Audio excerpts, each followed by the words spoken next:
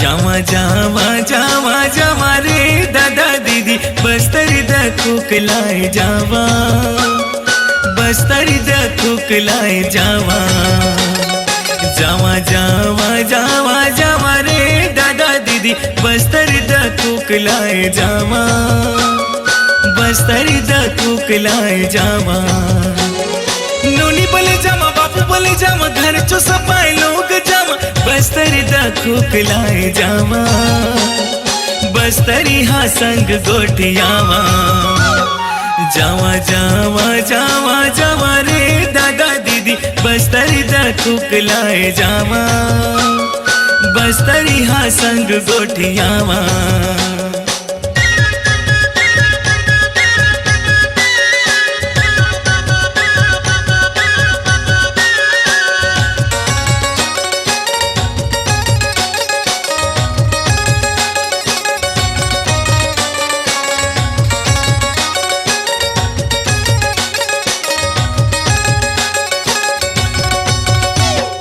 बस्तर भरने गुलाय असे डोंगरी अरु खमना बाग चितर लम्हा मंजूर अरु आसे थमना बस्तर भरने गुलाय असे डोंगरी अरु खमना बाग चितर लम्हा मंजूर अरु आसे थमना आमा महू सरगी सिउना आमा महू सरगी सिउना रुक के द खबर दादा बस्तर द कुकलाए जावा बस्तरी हा संग गोटियावा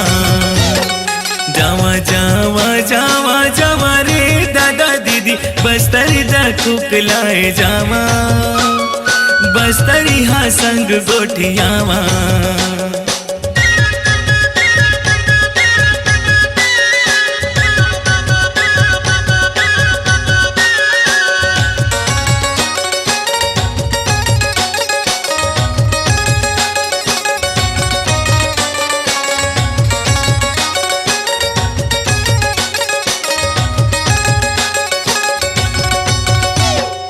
इथा आसे चित्रकोट दंते सरिमा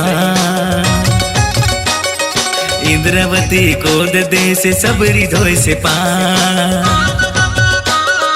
इथा आसे चित्रकोट दंते सरिमा इंद्रवती कोद देश सबरी धोय से पार बैला डिला हदवाड़ा कुटुंब सर के दा खबर दादा बस्तरी द कुकलाए जावा बस्तरी हा संग गोटियावा जावा जावा जावा जावा रे दादा दीदी बस्तरी द कुकलाए जावा बस्तरी हा संग गोटियावा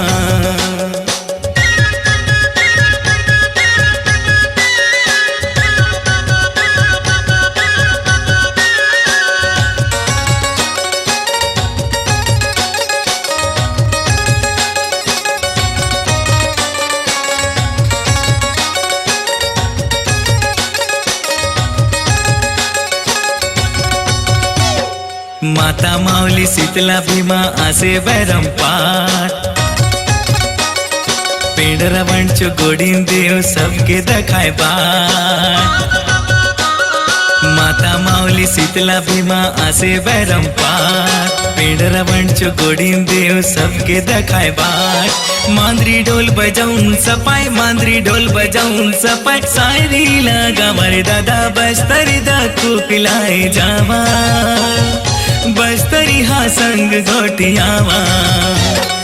जावा जावा जावा जावा रे दादा दीदी बस्तरी द कुकलाए जावा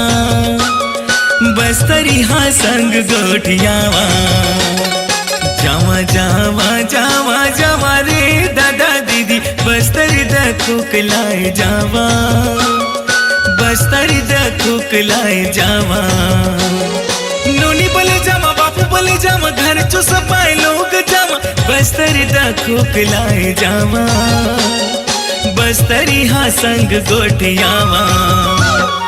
जावा जावा जावा जावा रे दादा दीदी बस्तरी द कुकलाए जावा बस्तरी हा संग गोटियावा बस्तरी द कुकलाए जावा बस्तरी हा संग गोठियावा बस्तरी दा कुकलाई जावा बस्तरी हा संग गोठियावा।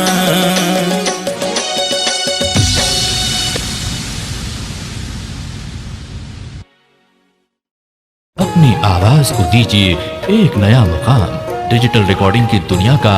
जाना पहचाना नाम स्वरांजलि, जहां गूंजती हैं ध्वनियां अपनी माटी की सौंधी सुगंध के साथ। छत्तीसगढ़ी संगीत के विविध रंग जो पहुंचाते हैं पूरे प्रदेश में डिजिटल रिकॉर्डिंग के संग। स्वरांजलि स्टूडियो, नेमीचंद गली नंबर 2, गंजपारा, रायपुर।